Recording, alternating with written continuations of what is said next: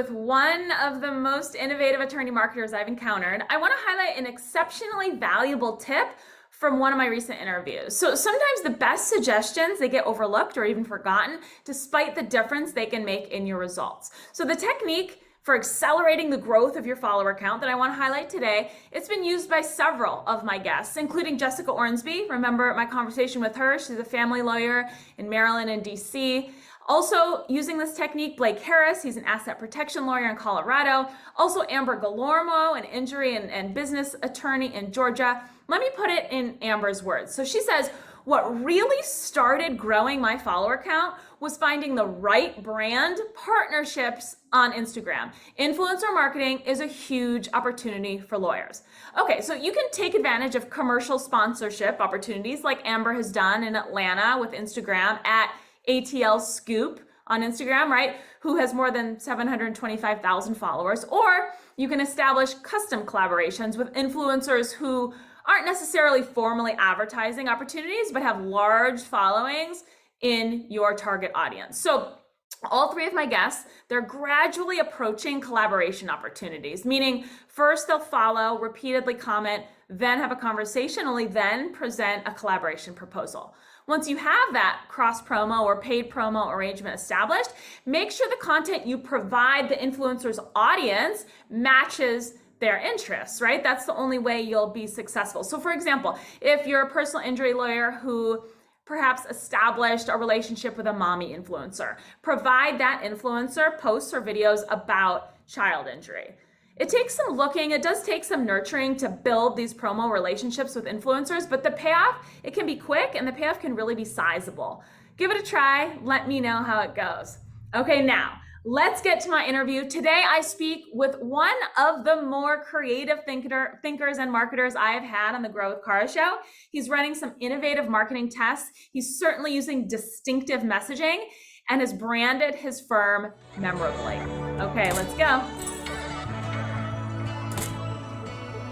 Hi there, welcome back to the Grow with Cara show. Today we continue our interview series with successful attorney marketers. We're taking a close look at what's working, what's not, the specific steps these attorneys took to get to where they are. And remember, these are simple steps that you too can follow to get on a similar path to growth.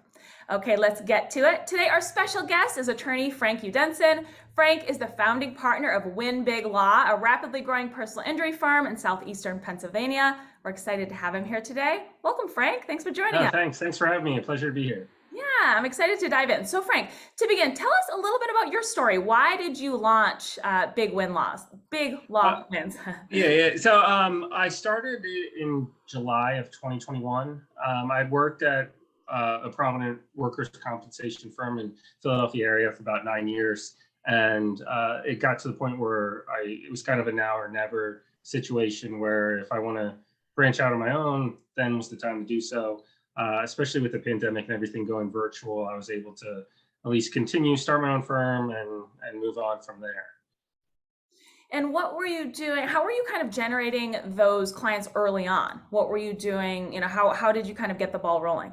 So essentially, the client base came from social media a lot, Instagram, going back to probably as far as like 2018, 2019, Oh, wow. where I think like not as many people were doing Instagram. My friend had sent me, he's a tennis YouTuber. He had sent me a video of Gary Vaynerchuk telling people to DM people on social media. This is where I feel like social media was still like at least Instagram was more of an infancy stage. So I reached out to some people just randomly. Hey, I don't know you, but my name is Frank, and do you want to, have a relationship in terms of sending each other cases, and it kind of just grew from there. Nice. Well, we'll get into all the social media stuff because you're doing a lot of cool things online. But what type of cases is the firm primarily handling? Give us an idea of volume. So we're handling workers' compensation. So if you get hurt at work injury cases, I do veterans benefit cases too. Work injury cases, we probably sign up maybe 50 or 60 plus every month for workers' compensation cases. And then in addition to that, we do handle personal injury cases, not as much. The bulk of it is workers' comp.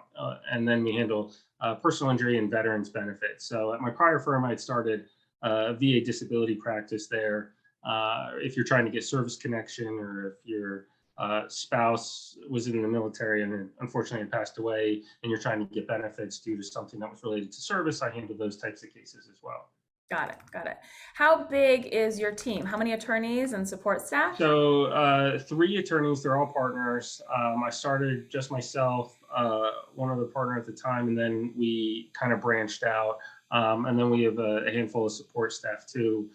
With respect to other cases, as far as personal injury cases, we do refer them out. So we do have relationships with other law firms around the Philadelphia area that we try to feed cases to, that we might get in that might not be something that we handle, or might be a little bit too big for something that we're looking at the time.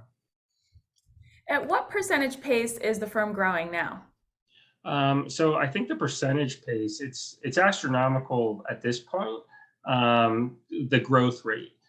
When I started in July 2021, I was probably signing up maybe between like 10 and 15 cases a month. And that was probably the max that I was doing. Now it's at a minimum that we sign up of maybe between 30 and 35. So it keeps growing. Last year, I think it was for the whole calendar year of 2022, it was a little bit over 300 for the year that we had signed up. So it seems to be growing at a rate that's good for right now. Hopefully it continues on the trajectory, but it's going at a fast pace. Yeah, that's great growth. So what's fueling that growth? How are you generating new cases? So we get cases from referrals, and we get cases. We started trying, well, at first, for the first couple of months, I wasn't doing anything in terms of marketing. I was just taking referrals. And then once, a couple months passed, 6 months passed, then I started to get into a little bit of the marketing. So we started with social media probably around April of last year. We did actually, my firm actually did the CEO Lawyer Academy with Ali Awad. So we did that. We were focusing heavily on social media. And then recently, I've been trying to go not necessarily like against social media, because we're still posting. I need to be actively posting for that. But to try to almost, I don't know if it's becoming a situation where it's like full circle, but social media now, I feel like it's getting kind of saturated. So you have to do something else to try to set yourself apart. So we've been focusing on billboards, other type of campaigns around our area to try to get our name out there, just more so brand recognition. So we did last summer, we put up a couple billboards. It didn't really do much. They weren't really something that was memorable. We just kind of had our logo on there, and then it didn't really lead to anything. And then a couple months ago, I was thinking, okay, well, we need to do something. So around Philadelphia area, you see a lot of John Morgan billboards. So I'm like, okay, so what could we do? Something that's memorable. So I started putting up billboards that just had our names, but kind of like puns. So Frank you very much. You'll frank me later, something like that. And my partner's name is Shu. There's one that says Shu can play that game. So something that was like not necessarily not the traditional, we've secured millions for our clients, but just something to where someone would actually remember what was said. I think the one actually said, what the Frank too. So something that like actually people would remember, at least try to create brand recognition. What about digital marketing online? Are you investing in SEO or PPC? Yeah, so we have a company, Sega Pixels, which does our SEO, which built our website. They're great. So they've been focusing on SEO marketing. We haven't done any Google local service ads yet, but I think they might be doing like Google pay-per-clicks, things like that, just to try to get like our website ranked higher. And then we have a TikTok page. We're posting on there, Instagram page, Facebook. There's actually, I think, like Marr Capital, Rudy Marr. I'm currently in like the Rudy Marr Capital program for the year to try to like scale our business too. So anything we can see, I'm a sucker for advertising myself. So I come across stuff on Instagram. It's like, yeah, okay, I'll do that too. And so figure at some point something has to work. So did I read that you have a degree in marketing? Is that right? yeah, so I have a degree in marketing. I'm not sure what that means though. I feel like they just gave me the degree because I was there long enough. So they were like, all right, get out. So, um, and so now I do have a degree in marketing. However, I'm kind of just taking the lead from, what you see other people doing, or at least trying to do something kind of like escalating or like raising the bar, so to speak. So we did also create an app. So we have a Win Big Law app, which is kind of like Teledoc, but for lawyers. So there's two components of it.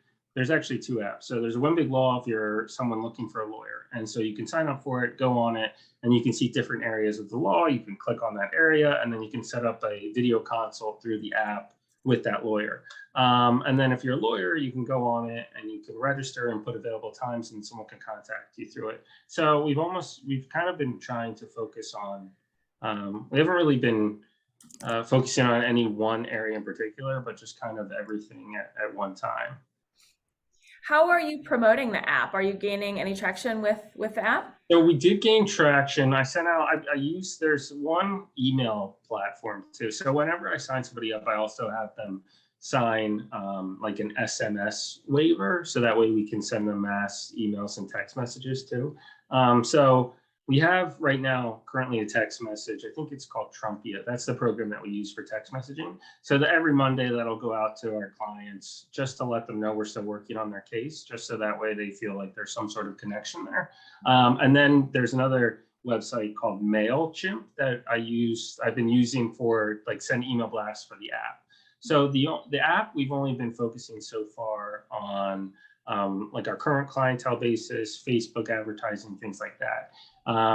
We actually just updated it to add like direct messaging in the app too. So then once that's complete, I want to try to promote that more. So, and it's kind of the idea, what was it, like a Teledoc kind of idea, but for the app, but there's no fee. You don't have to pay for it. If you're an attorney, you don't have to pay for it, such as if you like join like Nolo or Martindale Nolo, because I've done those lead generation services too. So you don't have to pay for it. So I'm not really sure what the end game is for it because it's kind of free and I'm paying to market it. So if anybody just wants to join on, you're welcome to join. We're paying all the marketing. So worst case scenario, you might get a client from it. Yeah. So I mean, assume the idea being, giving some free advice in the hopes of, that those prospects hiring you for larger cases. Right. Yeah. And it's kind of more, right now, the way that most law firms are set up is if you have a case and you want a consult, you have to call, you get an intake team, you give your information to an intake team because the firm that I worked at in Philadelphia was pretty big and so their process was, intake team to assigned attorney, client meeting set up and so forth. So I feel like there's so much time between the initial intake and actually speaking with an attorney that, the person's not really getting the answers that they want right away. It's almost like, okay, hey, I want a consult. You call someone, you give them a bunch of information, but then you don't really have any solace or any satisfaction with any answers you get. So I wanted something that was more direct. I don't know if everyone would be, interested in something like that because it is kind of direct person to attorney as opposed to having like a buffer stage where there's an intake team. But it does provide at least contacts without having to give someone your personal cell phone because you can contact them through the app and do video calls. But that's usually, that's what we've tried at least to set ourselves apart from other attorneys is one-on-one contact all the time. So most of or all of my clients have my cell phone and text me nonstop. So which I think, sometimes it's good because then at least they can get answers or peace of mind right away. Yeah, that high level of customer service. I mean, that's a wonderful way to really distinguish yourself. Absolutely. Yeah, I feel like it's like the Jerry Maguire personal attention, motto from, one-on-one contact all the time. So Yeah, definitely. Frank, about what % of your revenue would you say you're spending on marketing and advertising? Right now we're probably spending like 40% of our revenue on marketing and advertising. Okay. Yeah. With the future in mind, I mean, I feel like at some point there's an impasse where it's like, okay, well, having all this money would be great for right now, or I could invest in it in the future. And not to like focus on what other people do, or for instance, like what I read something where Mr. Beast, the YouTuber, like put every single dollar he has into his business into his next video. I have 2 kids, so I can't, and a wife in the house. I can't necessarily put all our money into it, but I'm focusing. Okay, well, let's just try to put as much as we can right now, sort of like an omnipresence mentality, and then hopefully it'll reap rewards later. Yeah, yeah. So you're heavily investing. It sounds like billboards, digital marketing. Is there anything? Yeah, billboards, digital marketing, Facebook ads, Instagram ads. I mean, Oh, you are. for someone asked me on Instagram, like how did you get the amount of followers that you have? But Yeah. and I told them, like, I was boosting almost every single post that I Oh, was wow. making Oh, initially. So if you make an Instagram post, no one really tells you this, but if you make an Instagram post and you put music in it, you can't boost it later. So if you're gonna boost a post, you can't put any copyrighted music, or even Instagram's on music in it. So don't do that. And then I would boost almost every single post that I was making, just to try to create like a fan presence. Try to have like a not like a fan presence, but try to create like a presence in our area. So I would boost it only to our area. I would delegate specific areas that I wanted to be boosted to, and then I would boost, like 10, 12 posts at a time. so yeah. So let's talk a little bit more about that. So you're active on Instagram. You're at winbiglaw underscore on I Instagram. actually have Win Big Law also, and I wanted to Oh, change them, but oh then no. so I have Win Big Law, and I actually forgot I had Win Big Law, so I went to start Win Big Law, and it's like, oh, somebody already has it. I didn't Oh, know. It's nice. like, yeah, you have that, and I didn't know. So I started Win Big Law That's great. underscore, and then it's like you could change your name, but there has to be there's like a 14-day waiting period if you change Oh, your name. okay. So Yeah. I'd have to change that name, wait 14 days, then use the other one, change that name. And I'm like, I guess this isn't worth it. So Right, right. Well, I mean, you have what, 319,000 yeah, followers on that account. So you obviously have a pretty decent following. But so I'm very interested in the yeah, boosting because a lot of my yeah. guests have not really kind of delved into the boosting yet. So you're boosting every single post. Did you have I a monthly budget or?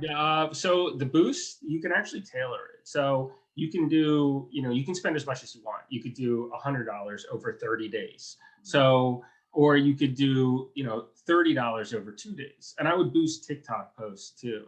Um, and I think that really makes a difference. I've done both, where it's like you boost it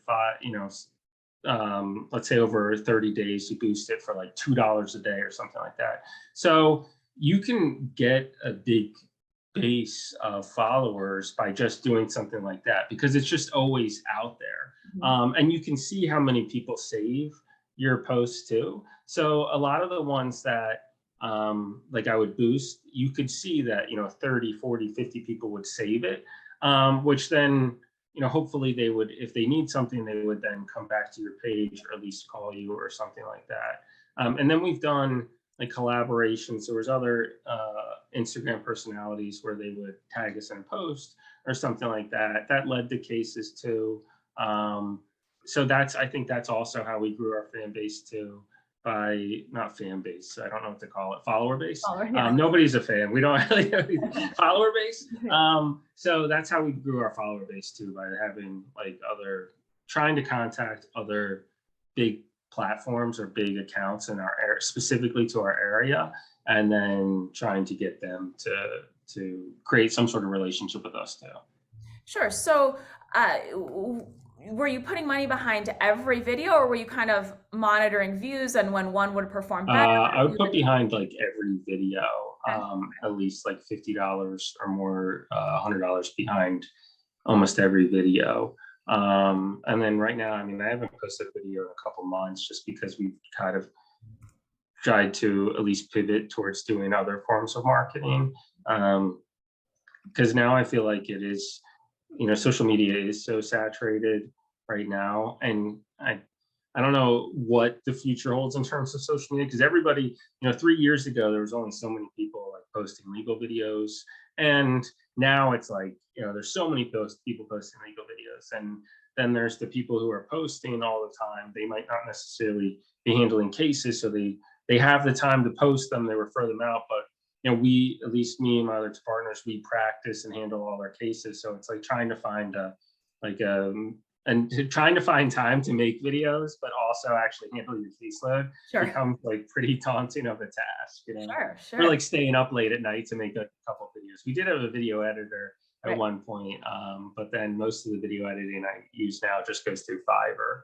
Okay. I was going to ask you about that, if you were doing it all yourself, or it sounds like you're. Yeah, no, I started doing it myself, but even posting or trying to edit like a 30-second video can take like a full hour if you want to actually make it good. And right now, I mean, maybe like 5 years ago you could do that, but now the people who are posting, the attorneys, I mean, they have videographers. It's like high quality stuff even for Instagram Reel. So I was using Fiverr a lot, and then we hired an editor. But then we just pivoted back to Fiverr because the quality you can get from Fiverr. I mean, you could have a video edited, have it done within 24 hours, and it's like maybe $25, $30 for a video. So it's not too bad. And if you post, once a day, or once or twice, once every other day, something like that, you can really like do so on a budget without actually have to have any like in-person staff. And what we were filming on too was just iPhones as well. Yeah, that's good. So were you generating leads directly through social media, or was it more of a referral network building platform for you? But more so referral. We were generating leads through social media. And so, but they would come from other states, or they weren't necessarily, they were, I don't know if it's like necessarily like valid leads, people reaching out, I think I have a case, or I want to sue my brother or something like that. It's like, it's not necessarily a case, but they're reaching out anyway. So we've had people reach out and generate leads, but not necessarily like a lot of like legitimate or high quality leads, so to speak. How would you go about kind of cultivating those referral partnerships through social media?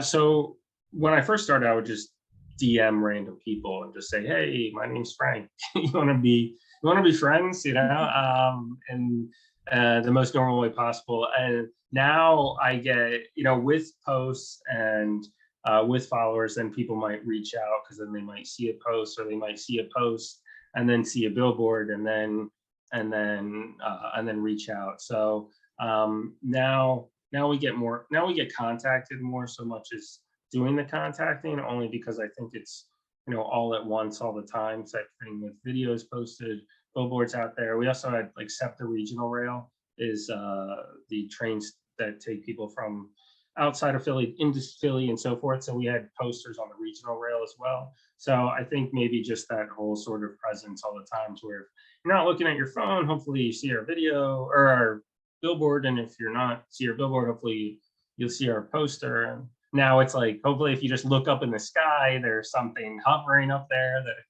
says call us. Tell us about that. So before we started Yeah, the so we interview, did. you told me, I was trying to think of innovative ways to advertise, something that just like was a shock value, encompassed like a whole range, a whole wide net or area. So I thought of randomly just this, like, what about drones? Like, how about, I first thought like, well, what about blimps? What about like changing the lights on like a skyscraper or something like that? Not that we have the capacity or even connections to do that. And then it's like, okay, well, what about drones? So I looked up like drone advertising, and I found this company. It's called Pixis Drone. So I think they've done work for the NBA, the Super Bowl. I think they do basically a drone show. So we hired them. They did a show last night, like over the city, over Philadelphia. So it goes up in the sky, and tonight they're doing two, where it'll go up in the sky, it'll hover, the drones will form like a wing, and then form big, and then form law, and then form our logo. And then in addition to getting 1-800 number, we actually got the pound for law. So if you're in Philadelphia and you just dial pound for law, it goes to us. So then it'll say, I think it actually says forget Saw. I came up with the thing like forget Saw, dial pound for law. So it says that, and then it hovers our logo, and then that's our drone advertising, or our sky. That's incredible. I feel like you'll be hearing from a lot of your friends saying they saw Yeah, how you go about I hope so. I don't know. Yeah, If nothing yeah. else, so we actually put two billboards up, and the one actually got the most responses or contacts or people emailing. So I don't know if this is like the best approach to marketing, but one of my best friends, I was talking to him, thinking, okay, what can we put like on a billboard? And he's like, well, why don't you just put up like random jokes that have no punchline?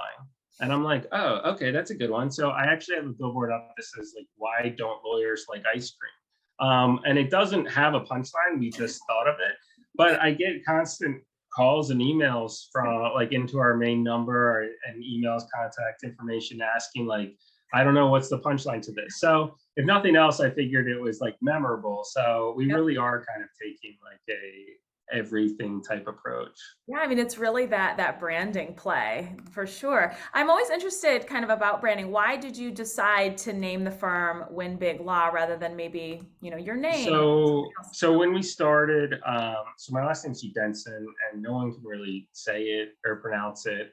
My other partner's Newton, and my other partner's Hill. I was thinking, it was actually when we were in like the SEAL or Academy, I was thinking like, okay, well, what can we do to like brand ourselves to start like advertising, something in like a memorable way.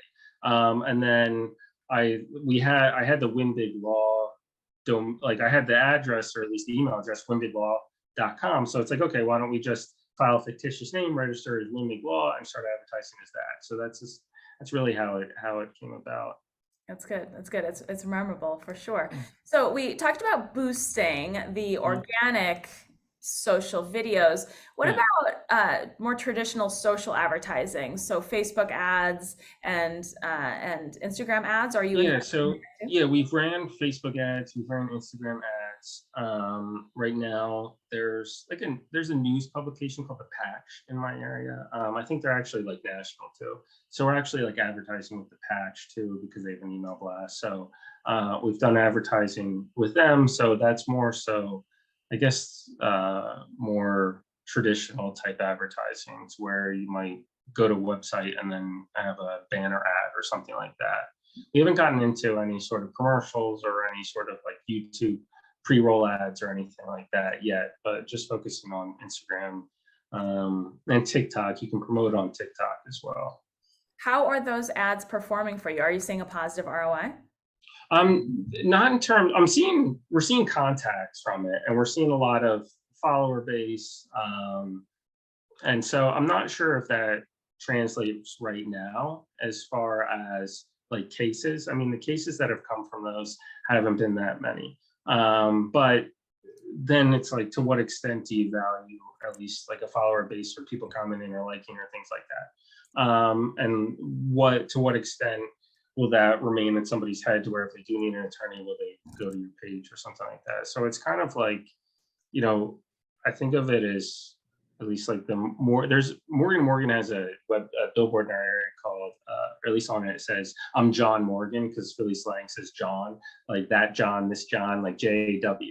So like in Philadelphia, that's a slang word, John, for a bunch of different things. So he posted a billboard saying, I'm John and JWN Morgan. And so it's something where almost everybody in this area, I feel like, knows about. So maybe you don't get a call from right then. Someone sees that billboard and says, oh, I'm going to call them. But if they think of, okay, well, I just got hurt, who am I going to call? That might be someone that they actually initially call. So I've been trying to focus more so on just brand awareness and brand recognition, rather than having things convert to leads. Right. So we've been investing heavily on brand recognition.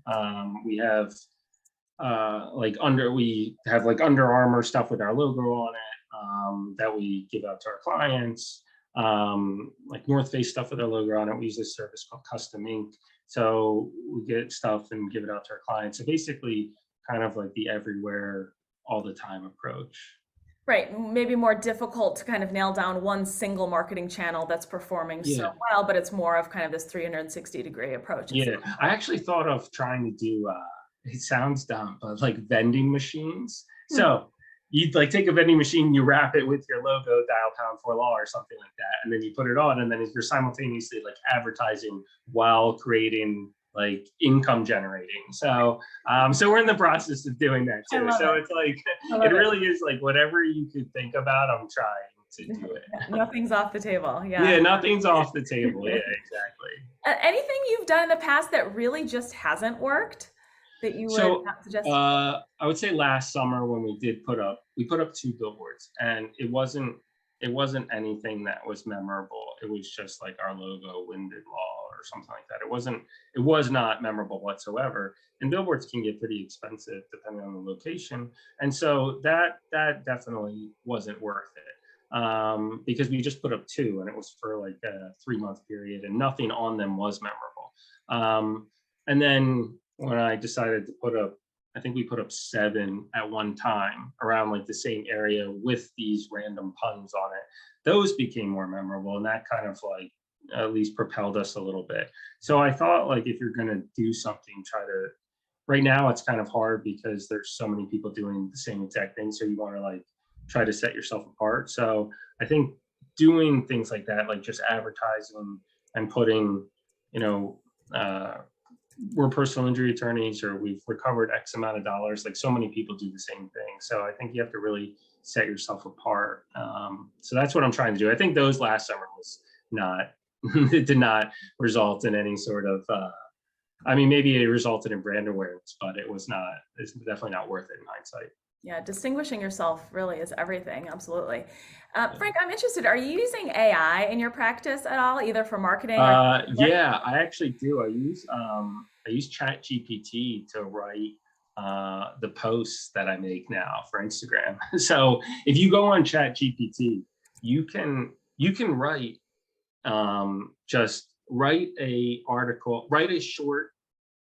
I think I'm trying to think of the prompt that I gave. I think I gave it like write a 30-second post about personal injury law in Pennsylvania, and it just comes up with whatever. Like it came up with, what did it come up with that I posted about? It came up with like the clean slate law, and so it just came up with that on its own. So I'm like, okay, and then you can write like you can prompt it again and say like now make it funny or something like that, or So I've been using Chat GPT to come up with stuff just because everybody it's hard to come up with content like informative legal content all the time. You can try to research stuff and spend hours like writing it down, or it's like, okay, well, I'll just tell Chat GPT to write it.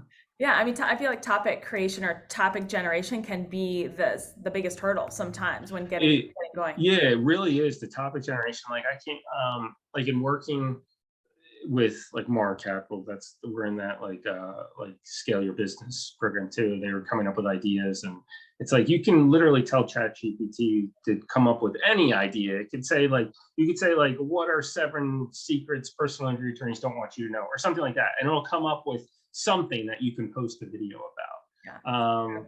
So that I have been using that, which Yeah. is pretty tremendous. At least it takes a lot of time away from trying to research a full topic to make a 30-second or 60-second post about.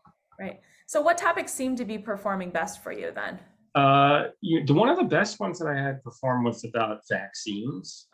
So That one. there's a vaccine administration fund, a vaccine injury fund in the United States, where if you get injured from a vaccine, there's this federal fund that pays money. And so I knew about that already, so I made a post. So I think the personal injury ones are informative, but that also becomes hard to come up with new content, because like right now I'm sure I could open up my phone and look and find a bunch of videos where it's like, if you get hurt in a car accident, step 1, take a picture, step 2, go to the doctor. And it's like, does anyone really need to be told this? Like, go to the doctor if you're injured? I feel like I feel like that needs to, I'm not sure if that's something that needs to be told, but like personal injury stuff, I try to come up with ideas or things that I would find interesting, and then just talk about those. Yeah, and it seems like you definitely take kind of that, cheeky approach to Yeah, content yeah, review, yeah, which seems to yeah. resonate. Well, Yeah. I feel like such a dope making the videos. So like the one, like I usually make them and have my like after my kids go to sleep, and then I try to like make them, and then I'm usually laughing through like half of the attempts, and I always tell my wife like, oh, I'm gonna do this first take. And I always, and then it's like the fourth or fifth one where I just like keep messing up, like and trying to say what I can in like 90 seconds. And it's like, oh no, I went over a minute or 90 seconds. I can't use that one. So it's like trying to say something really quickly. So by the time that I think by the time I actually get the one to use, I'm like, I've like lost my mind a little bit. Are you just off the cuff? Are you using a teleprompter or anything? No teleprompter. Yeah. Just off the cuff. And then that's why I feel like it takes me so long. I probably should invest in a teleprompter, but I wear glasses and I try not to wear them when I make videos because then you could see the reflection of the light. So if I used a teleprompter, I'd probably just be looking like this all the time and someone would tell me I need to see an optometrist. Understand. Well, before we wrap up, I always like to ask, if a lawyer watching only has time to adopt one, maybe two of your tips, what would you recommend? What would I recommend? Boost your Instagram posts.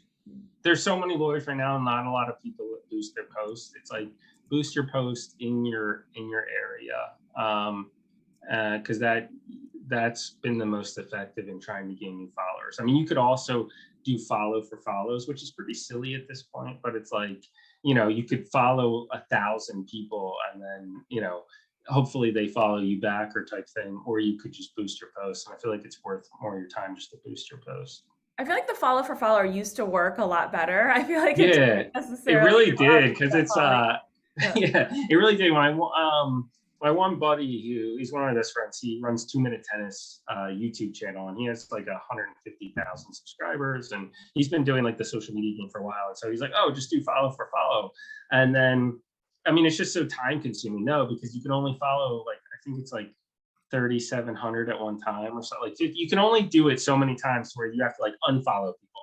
And then, so it's just like, what am I doing with my life? So I would recommend trying to boost the post, because I think that's the most, that's where at least you'll see the best return as far as like a follower base or like base for save or comment, things like that. Yeah, so you're targeting geographically. Are you targeting any other key demographics? Yeah, I target geographically, and then you can target occupation too, or like interests. So like for personal injury right now, I target, or workers' comp, I target like my area, surrounding counties, and then I also target like you can put in there whatever you want. So it's like teachers, construction workers, things like that, like where there might be injuries, someone might get hurt. I target that base too. So, I mean, right now you have, like I said, about 319,000 followers. How much do you think you've invested in boosting to get to that point? I spent around a little over $3,000 last year boosting. So it's a good return. I actually didn't at the end of the year when I did, it's like, oh, that's it. Because I thought I spent a lot more on boosting. So it's not that much to gain the follower base. Yeah. But now it's like you have the blue check mark and stuff like that, where it's like now you could sign up for that or whatever. But that's probably like the least of the expenses. The drone's probably the most significant expense that we're putting out there. Right. Well, there's a lot of technology involved in that one. Sure. Yeah, exactly. Yeah, short of like, I was thinking like, well, I get like a plane with like a banner when you see the beach, and it's like, oh no, drones. All right, we'll see how this does. Even better. Yeah. Awesome, Frank. Very cool. Well, it was a pleasure. Thank you so much for sharing your experience. It was super cool. No, it was. Thanks for having me. It's a pleasure to be here.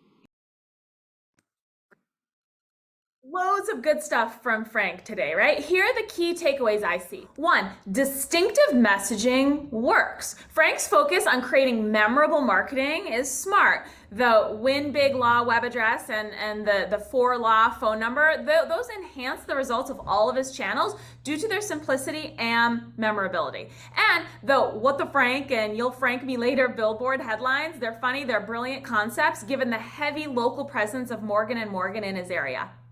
Number 2, innovative channels are gambles. Vending machine wraps and drones in the night sky, they might deliver or they might not, but novel approaches like those can have a high failure rate, but I really admire Frank's willingness to roll the dice. I hope to check in with him later to learn how they performed.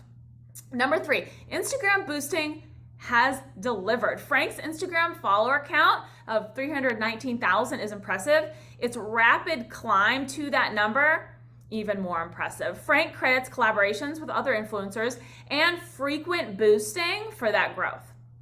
Number 4 takeaway I see, Frank's failure to monetize his following. It's a bit puzzling. I may not have the whole story here, but I'm surprised that Frank is not generating a meaningful number of quality leads and referable cases with his 319,000 followers, right? I'm also surprised that he's not created a national cross-referral network with other major legal influencers. He could certainly begin with my interviewees, the guests that I've had on the show. I'm sure many of them would be happy to work with Frank, given his large following. And number 5, the last thing I see is Frank's halt in posting. That's a pretty major error in my opinion. So despite his large Instagram following, Frank has not posted a new reel in 13 weeks. So regular posting is critical to social media success, both for algorithm love and for remaining memorable with your followers. We've heard that time and time again from my guests, but Frank would probably be better off sort of diagnosing why his profile is not providing those quality leads rather than giving up. But I hope Frank's creative messaging and innovative marketing approaches have inspired you. It was a lot of fun learning from him today. Be sure to join us next week for another episode of the